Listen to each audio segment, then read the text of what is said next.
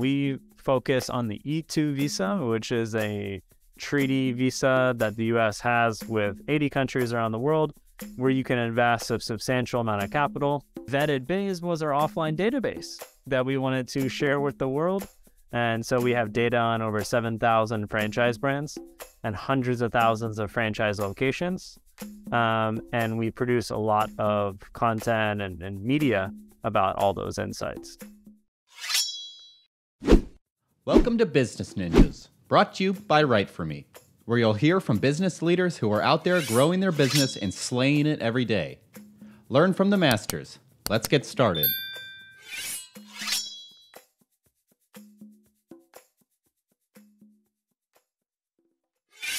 Patrick, thanks for joining us today on Business Ninjas. It's great to have you on the show. We appreciate your time, so thank you. No, thanks for having me on, Jamie. You bet. Why don't we start with just knocking out the basics? So obviously your full name, your title, with the name of the company and where you're based. Yeah, definitely. Patrick Findaro, co-founder at Vetted Biz, based here in Miami Beach, Florida.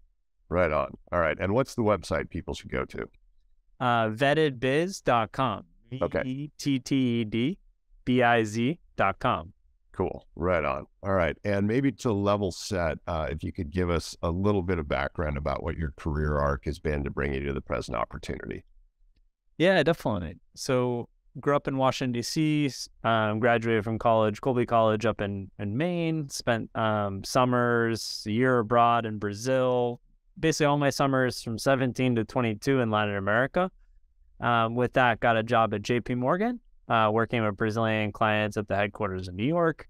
It wasn't a great fit for being in kind of a rigid type of organization, especially at a large financial institution. Discovered Miami on a 24-hour layover, applied for jobs, started working at an information services business, essentially selling data and insights. And that parlayed joining one of the founders to work at an emerging private equity fund. And then my brother and I started a franchise advisory firm, Visa Franchise, in 2015, where we help and we saw that business find and analyze businesses that are eligible for investor visas. Okay. And Vetted Biz was our offline database that we wanted to share with the world. And so we have data on over 7,000 franchise brands and hundreds of thousands of franchise locations. And we produce a lot of content and media about all those insights. Wow. And all of that spun out of a 24-hour layover. That's great. Yeah, that's pretty cool. And what maybe you could give a little bit of more information around what that visa program looks like. What yeah, definitely. Have to Simple do terms, there's visas literally A to Z. Yeah. We focus on the E2 visa, which is a treaty visa that the U.S. has with 80 countries around the world, where you can invest a substantial amount of capital, 80K, 100K, in a U.S. business, employ a couple Americans, and live in the United States, send your kids to school. Your spouse can work anywhere. So we help clients with that visa category, which in regular times, not during COVID, it was just 1 to 3 month processing. We're getting back to 1 to 3 month processing to get that visa. So it's generally a 5-year visa. You can renew it indefinitely as long as you continue running the business.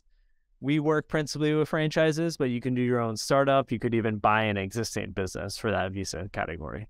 Okay, interesting. And your client base, when you kind of think of the globe, is there like a certain region where you get more clients than others? Yeah, great question. We recently did a study in kind of concentration. No country had more than 13% over a 3-year basis. Wow. But Latin America, I would say, accounts for about half of our clients.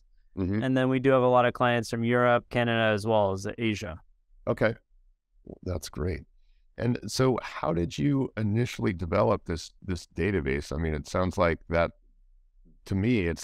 must have been tough to get that many. Yeah, no, definitely. It was a lot of work. We were just doing it on Excel documents, helping our Visa franchise clients. And then we thought, let's put this online. And we liked the idea of having a revenue stream, a business that had recurring revenue. Yeah. So over time, we've developed Vetted Biz to be a subscription model, which we derive the majority of our revenue. So that was kind of an impetus, because with Visa franchise, it's a new client, 8, 9, 10 new clients every month, but always new client. Where with Vetted Biz, we wanted more longevity, and have it at a very small price point, where there's not much client service involved. Great. Okay. And how, how do you distinguish yourselves from other options? I would assume that people could like try and go through some government database or something like that, which is probably a disaster as a user. But like, how have you positioned yourselves in the market? Yeah, for sure. So for finding a franchise, popular sources are like Entrepreneur Magazine, Franchise Direct, Franchise Gator, Biz Buy Sell even has a franchise section.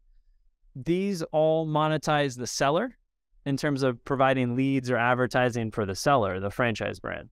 We decided to take a different approach where we monetize and cater all the product development to the buyer, the investor. Right. We don't have a referral compensation agreement with franchise brands that are listed on Vetted Biz. So we kind of reverse the model that's typical for monetizing this data. And with that, it better serves the prospective franchise buyer. Yeah, because I guess they're getting sort of neutral information instead of like a bias towards however you're getting paid on the back end. And think about like the worst businesses have to fight harder to get new clients, right? Right. So, you don't see, the most successful businesses there, you don't see ads like everywhere. Like they're doing a lot of word of mouth, and there's not a fight constantly to get franchisees in this context. Right. Yeah, that makes sense. And what you touched a little bit on the COVID era and how that changed things. What was that journey like? And, how were you able to kind of adjust to that and still help clients through unprecedented times? Yeah, definitely. So with Vetted Biz, it was always fully virtual. And we changed our organization quite a lot between the two brands that we operate, Vetted Biz as well as Visa Franchise, where we had 6 employees. In February 2020, we had just signed a lease for a 2,000 square foot space here in Miami Beach, looking to scale up with the US. And then we ended up having to let go a couple of employees and pretty much have been hiring abroad, principally in Argentina. So now we have a 40-person team. 25 of our members are based in Argentina. So COVID for us was definitely a net positive in terms of how we could grow and expand in our reach. And then for our clients, we've adapted in terms of being available via Zoom, WhatsApp, whatever their preferred communication channel is for our Visa franchise clients, or Vetted Biz, of course. But yeah, our clients, it's funny. A lot of people have really changed post-COVID. I would say, especially Americans, British, kind of the more Anglo-Saxon type business cultures.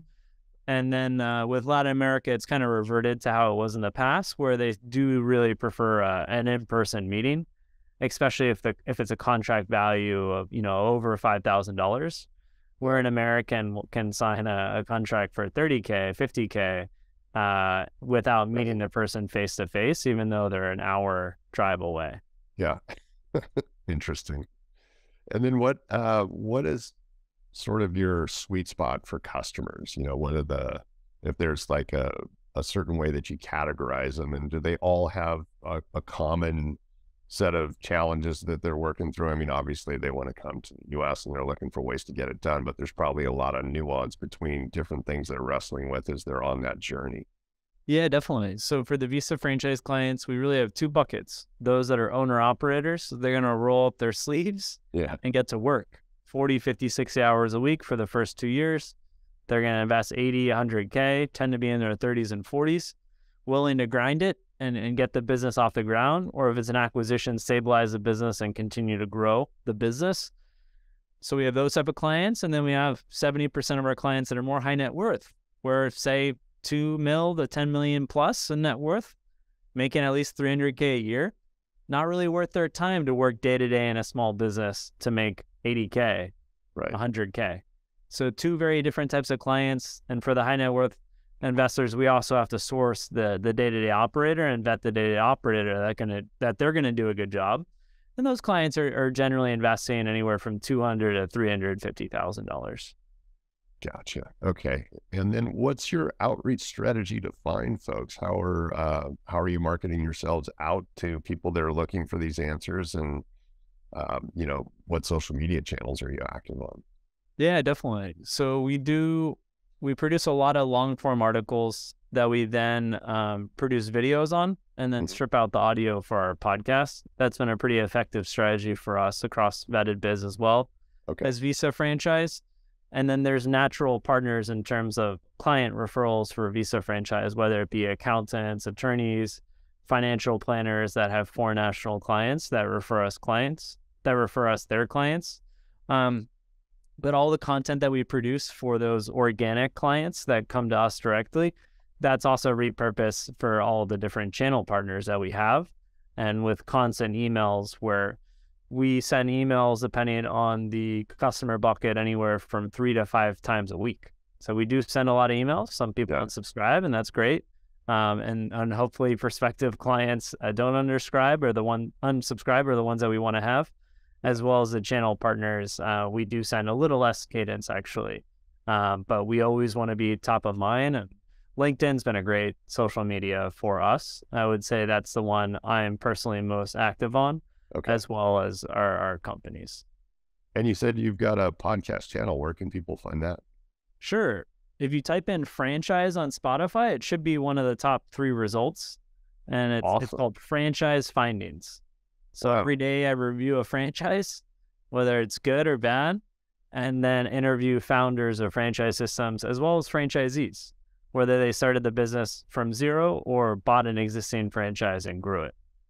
Wow. All right. Well, that's great. Thanks for giving us a framework for where you've been and where you're headed. It's going to be fun to watch you guys crush it in 2023. So we appreciate your time. Thanks for coming on the show. No, thanks, Jamie, and appreciate all the work you do at WriteForMe. And definitely, 2023 is the year of content. So Right on. look forward to see how your firm progresses and the type of work you do with your clients.